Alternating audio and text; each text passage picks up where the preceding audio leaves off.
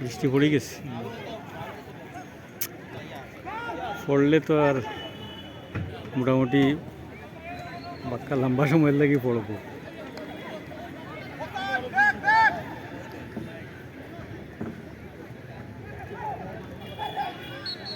সিউমিডিএসের super division football টুর্নামেন্টের final match চলছে।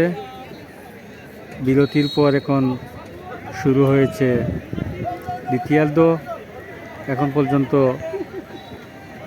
Victory club এবং বনমালী স্পোর্টস ক্লাবের মধ্যে আয়োজিত এই ম্যাচে কোনো গোল এখনো হয়নি।